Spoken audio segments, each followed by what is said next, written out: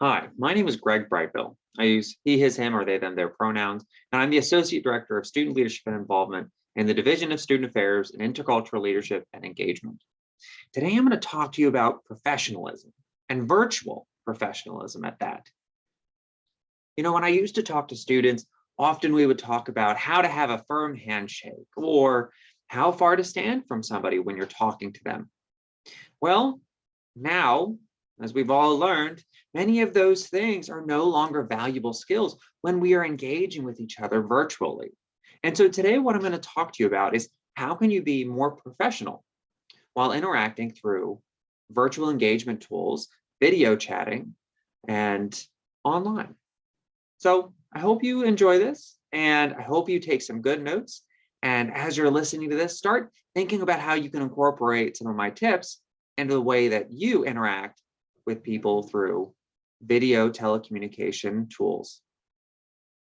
So let's start off by, what am I talking about? What is a video telecommunication tool? Well, many of the things we're using now every day. So for example, Blackboard, Webex, Teams, Zoom, these are the tools that we now use to have online meetings, to interact with our friends and family over distance, but also what we use to learn, whether that's through Blackboard, Collaborate, or even Canvas if you're at one of those institutions. And these tools are something that we're all learning. We're all working on this together. I do another workshop where I talk about interviewing using these tools. And the truth is, we're all learning these skills together. No one, 5 years ago, no one was an expert on how do you be professional in an interview over Zoom, because in many ways, these tools didn't exist back then. And so as growing professionals, as people preparing for an even more virtual professional environment, it's now super important that we begin practicing and crafting the skills to be professional on these tools so that way, as we go on with our careers, we are not only prepared, but we're ready to be ahead of the curve. So many of these tips are actually things that have been shared for a long time in Hollywood, because the truth is, many of the things that we're using now in being professional are tips for interacting with a camera, tips for interacting and being, well, in many ways, a better actor, a better director, a better producer. The truth is, when I used to talk about handshakes, a handshake is no longer relevant if I'm talking about how do you better engage with somebody through a camera. And so many of these things that I've shared with you so far, and the things that I will share, are tips that are pulled directly from Hollywood, directly from productions. And so here are my 4 tips for Zoom-friendly professionalism. So the first thing, just like an actor, you need to prepare your act. So that means being early and ready to go. You don't want to be late to turn on your Zoom. Also, enable your video so that people know that you are present. Often when we're talking about Zoom engagement, it's about knowing who's there. And if you've talked to anybody that's presented, we look at you just like you look at us. And so if you are there and you are present, enable your camera so that I know that you're there, so that your professors know that you're there, so the people running the meeting know that you're there. Because this is how we develop relationships with each other. We learn through seeing people. We develop those relationships.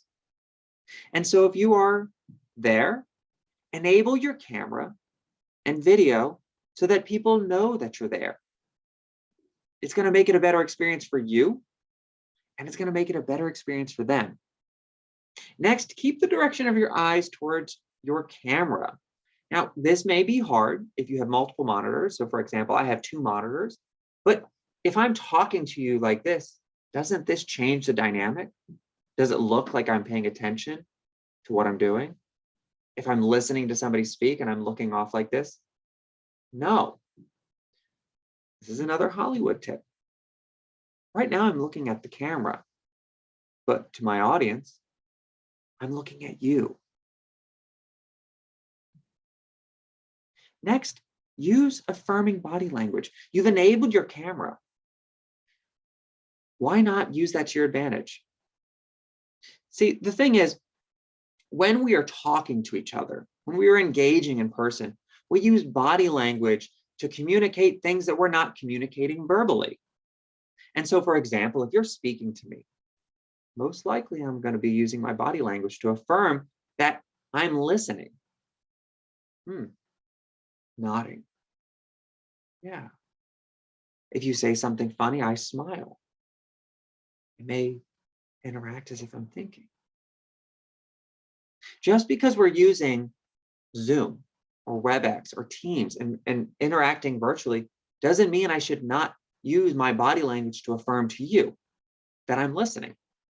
Because that tells you not only that I'm listening, but that I'm a part of this, that I'm engaging. If I was just staring at a screen the whole time, just like this, are you going to think that I'm paying attention? No, it's about that body language. Next, avoid looking at yourself. This is something we all do. We turn on our Zooms and we just stare at our own video. And that can be very distracting. It's distracting for you because you're not looking at the people you're talking to. You're not reading their body language. But you also may be using that as an opportunity to fix your image, to fix your hair, look at your teeth. Avoid that. Just like if I was standing in a room with people, I'm looking at them when they're talking to me. I'm not overlooking in a mirror at myself. And then finally, communicate with your host and your peers using nonverbal feedback buttons. So for example, in Zoom, if I wanted to use some of the little buttons as a clapping, the hand clapping, the like button, but also possibly using my audio, my microphone, I'm creating a dialogue. If I have a question, so that they know I'm there and I'm listening. And also use the chat feature to ask questions, to show that you're listening, that you're engaging. There's nothing more disheartening as a presenter than when you're presenting to a large group of people. And I've done this with, rooms of 100+ people, and there's nothing. There's no interaction from the audience to me. And when somebody does interact with me, it makes me happy. But it also knows that it lets me know that I'm doing the right thing, that I'm being engaging as a speaker. Next, plan your equipment. So just like a camera person preparing before the shot of a big scene of a movie, you need to check your equipment too, and check it ahead of time. Don't wait till you already started to realize that your Wi-Fi is acting, funky. So first, check your Wi-Fi. Make sure that it's strong. If your Wi-Fi is not strong, it may damage your audio video as you're speaking. So like this, and see, just like that. That's distracting. Test your AV equipment and become familiar with the software that you're using. If they bring a software that you've never used before, test it ahead of time so that you're not fiddling with it, trying to get it to work when you're during a class, during a meeting, or during a presentation. If you're using a tool and you already have it, log on beforehand in a test trial to make sure that your audio and your video is tested and working properly. Next, make sure that you're using the correct video messaging account. Now, what I mean by this is, let's say you have a Zoom account for school.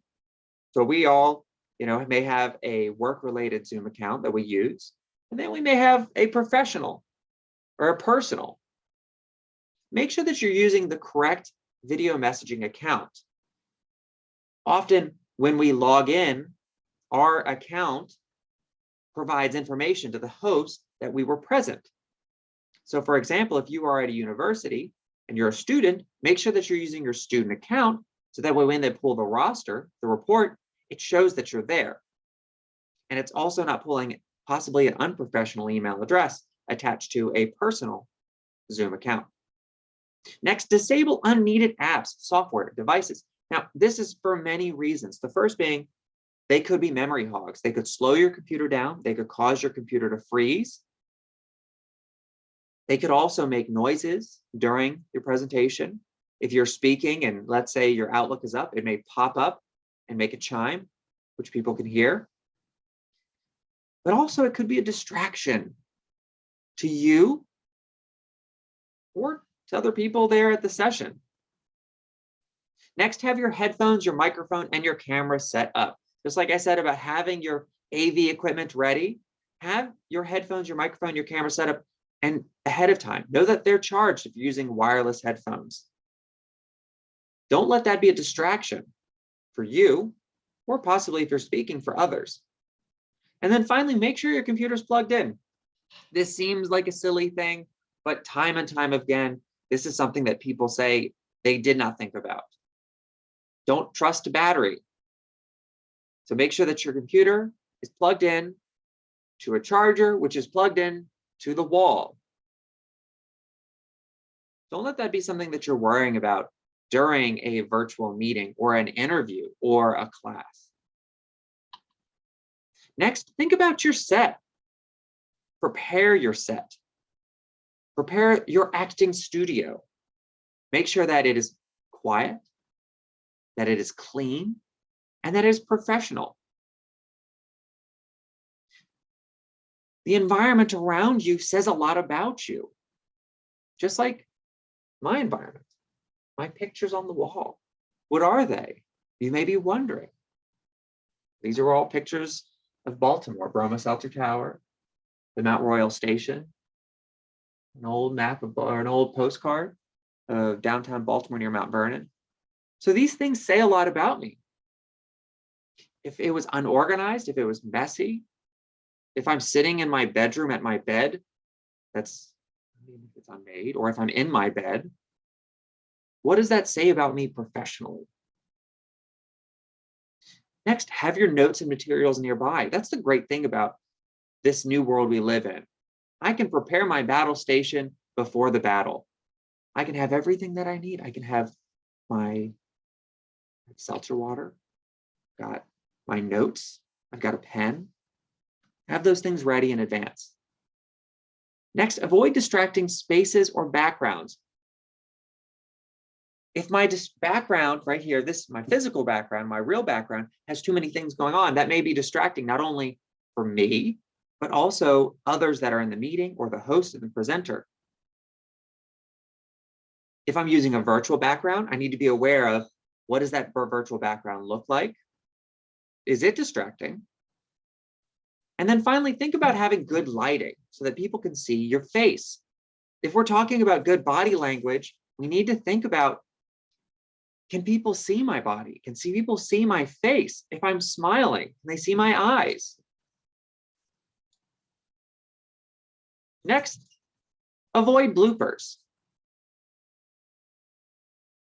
I just had one walk in the room. My dog just came in the room and started running around.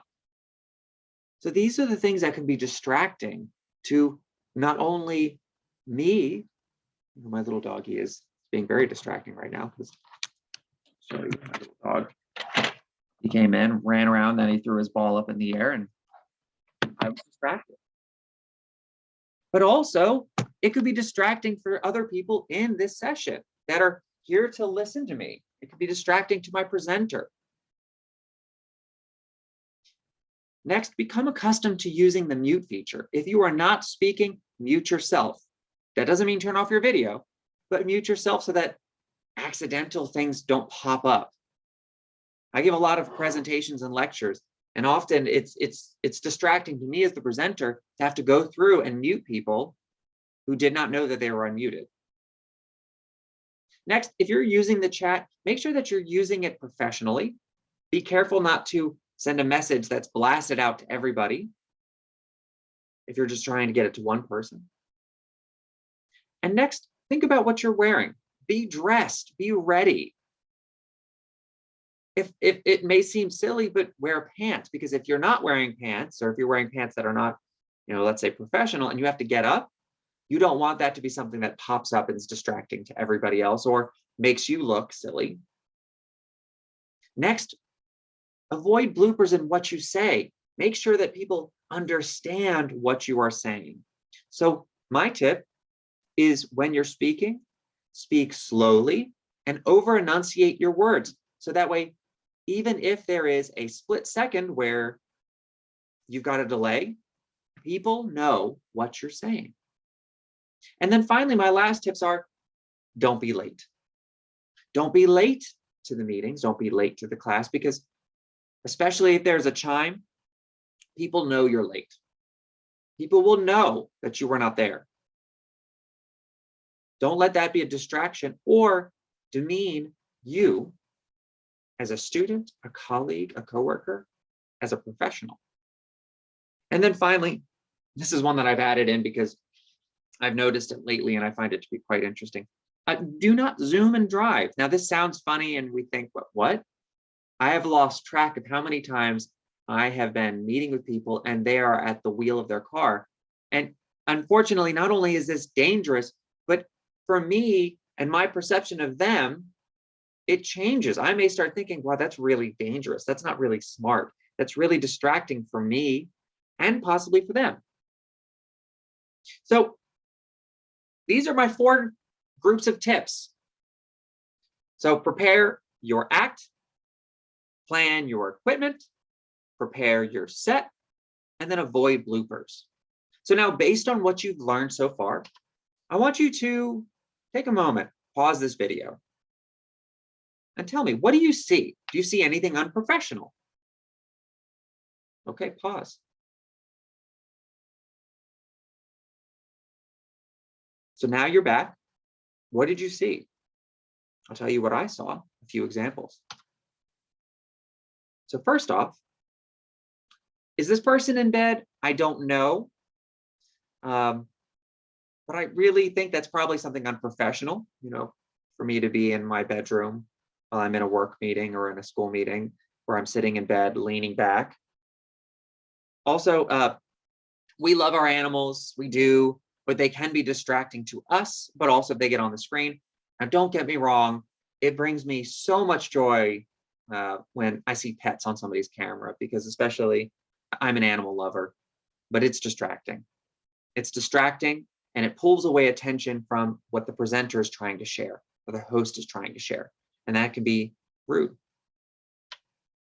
Also, I'm not sure about what this person's wearing. I don't know what the attire is for what their professional setting is, but these look to me like pajamas. So I would suggest probably wearing something more professional if they have to get up. Also, I'm not really a big fan of the angle of their camera, having their laptop in their lap during the meeting. This does not provide a very good angle for you. As I mentioned earlier, in this virtual interaction, I wanted to make it feel like for both of us that I am talking to you, that I'm looking at you in the eyes. And if I'm looking and the camera is way down here and I'm looking down, that doesn't provide the same type of experience where it makes it feel like you and I are really actually standing face to face. So what else do you see? Anything I missed? So what about this one? I see a lot of great things and a few bad. First off, I love this person, their face, they look engaged, they are listening, they are paying attention. There's a smile. Maybe the presenter said something funny. The presenter is watching this person's reaction. And if the presenter did make a comment, they're probably looking, did people smile? It makes it more personable for everybody. Also, the desk looks very clean, very organized. There is a desk. The computer is not sitting in this person's lap. Also, this outfit is very professional. You don't have to be wearing a suit, a tie like me, but in this setting, this is much more professional. Now, professional, and especially what you're wearing, if you're trying to find out what is professional for you to wear, Look at your mentors, your teachers, your supervisors. What are they wearing? Use that as the gauge. Now, next, because the computer is on a table, the angle is much higher. And so you see that eye-to-eye contact through this person and where their eyes are as it pertains to the camera lens. Now, some negatives that I did not like. The phone is right there. Often that can be a huge distraction. You know, if I'm texting while somebody's presenting, they know. It's just like how if I have two monitors and I'm doing something else while they're speaking, it's not hard to figure out when somebody is not paying attention during a presentation or a meeting. So remove those distractions before they can be distractions. And then the last thing is this setting. I don't know where this person is. They do have the background blurred, so that is great. That's definitely something. If you are in a space where you can't be against a wall, and minimize those background distractions, blur them. But I don't know where this person is. They could be in a large room with lots of other people, and I think that could be a distraction for not only them, but the presenter. So as we wrap up, here's some last minute tips. If you want to screenshot this, if you want to write these down, if anything else, write this down. First off, before your meeting, 15 minutes before class, before the meeting, first thing you need to think about is, am I dressed and can I be early? Logging in, getting ready. If you can log in early, most likely the host is there early. Use that time to engage, develop that interprofessional relationship, that interpersonal relationship. Next, test your sound, your mic, your camera. Make sure they work.